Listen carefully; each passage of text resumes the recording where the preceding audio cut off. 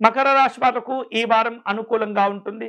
గ్రహాల యొక్క గోచారాలు ఎక్కువగా మీకు ఉపయోగపడేటటువంటి విధానంలో సంచరిస్తూ ఉంటాయి. నిరుద్యోగులు ఆశించినటువంటి స్థాయిలోనే ఉత్తమమైనటువంటి ఫలితాలు పొందుతూ ఉంటారు.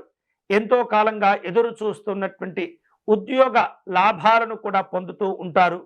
వృత్తి వ్యాపారాలు ఈ వారం చక్కగా అభివృద్ధి చెందుతూ ఉంటాయి. వేరువేరు రూపాలలో మీరు ఏవైతే ఆలోచనలు చేసి ఉంటారో వాటికి అనుగుణంగానే ప్రణాళికను రూపొందించుకుంటారు. అలానే పనిచేసి మీరు అనుకున్న ప్రయోజనాలు కూడా పొందుతూ ఉంటారు. ఉద్యోగస్తులకు ఈ వారం సానుకూలంగా ఉంటుంది. ఆశించినటువంటి మార్పులు చేర్పులు కూడా చేసుకోగలుగుతారు. ముఖ్యమైనటువంటి అంశాల్లో శ్రమకు తగినటువంటి ప్రతిఫలాలను పొందుతూ ఉంటారు. సోదరులతో మీకున్నటువంటి ఆస్తి వివాదాలను రాజీ మార్గాన్ని అనుసరించి పరిష్కారం చేసుకోవాల్సిన అవసరాలు ఏర్పడుతూ ఉంటాయి.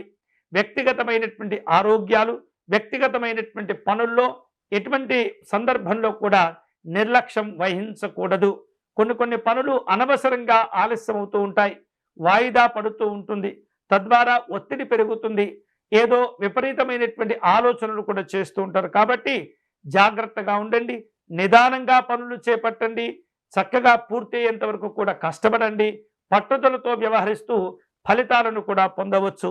అలాగే స్వల్ప అనారోగ్య భావనలు ఏర్పడుతూ ఉన్నాయి. మితమైనటువంటి ఆహారాన్ని తీసుకోవాలి, మంచి విశ్రాంతిని తీసుకుంటూ ఉండాలి. కుటుంబ పరంగా, సంఘపరంగా, ఉద్యోగపరంగా మీరు కొంత ఒత్తిడిని ఎదుర్కొనే పరిస్థితులు కూడా ఏర్పడుతూ ఉంటాయి. జీవిత భాగస్వామితో కలిసి కుటుంబ విషయాలు చర్చిస్తూ ఉంటారు. కొంత ఉత్సాహంగా, ఉల్లాసంగా కుటుంబ సంబంధమైనటువంటి సంతోషాలు కూడా ఉంటూ ఉంటాయి. దూర ప్రాంతాల్లో ఉన్నటువంటి కుటుంబ సభ్యులను మీ సంతానంతో మాట్లాడేటటువంటి సమీక్షలు చేసేటటువంటి ప్రయత్నాలు చేస్తూ ఉంటారు.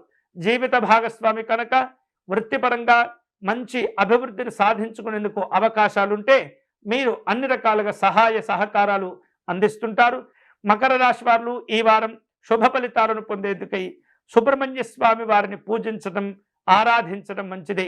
సుబ్రహ్మణ్య స్వామి యొక్క అనుకూలత, అనుగ్రహంతో కొన్ని కష్టమైనటువంటి పనులు కూడా చేపట్టి పూర్తి చేస్తారు. లక్ష్యాలు ఏర్పాటు చేసుకుని వాటిని కూడా అందుకోగలుగుతారు. సుబ్రహ్మణ్య స్వామి ప్రీతిగా అర్చన నిర్వహించి చలివిడిని నివేదన చేసినట్లయితే మరింత శుభ ఫలితాలు పొందవచ్చు.